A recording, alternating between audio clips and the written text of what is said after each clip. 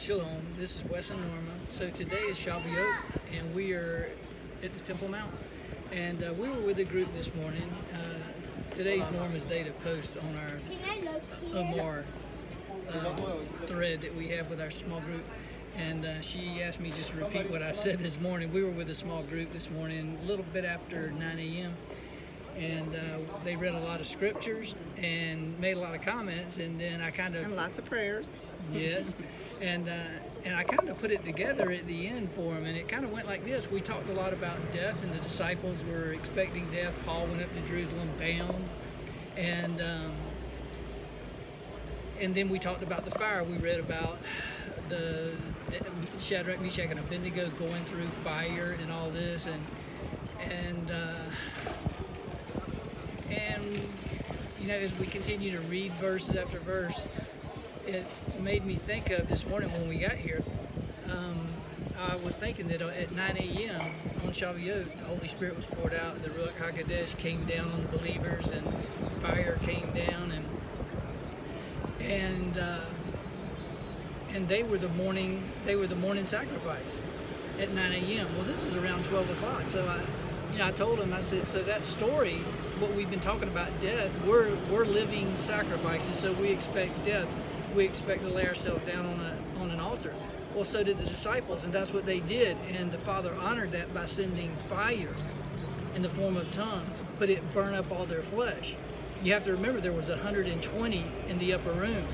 Well, in Genesis, the first time 120 is mentioned, it says, Yahweh says, my spirit will not always strive with men's flesh. Noah preached 120 years, and then water covered the earth, and all flesh died.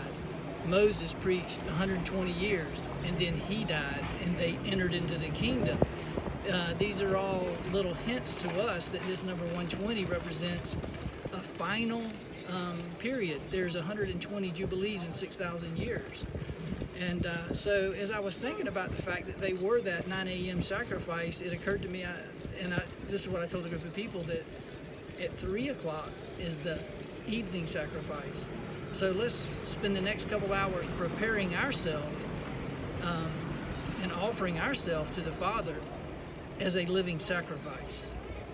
And if you do that, He will send the fire, and it will burn up the flesh. But then He will fill His temple, you, with His Spirit.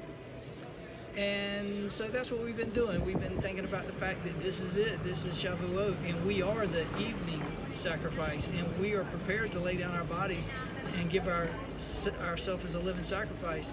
And the ending of the New Testament makes it clear there will be many people who love not their life even unto death, and they will lay down their life. Hope you're one of them. One of the scriptures they shared was Romans 12.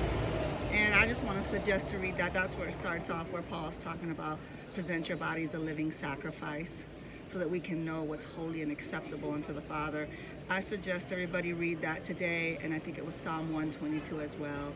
So I just pray that all our hearts are united in the Spirit of Messiah, and that each of us will receive a measure, or the fullness of the measure of the Spirit, and let's just seek Him today. Let's just trust that He's going to meet us.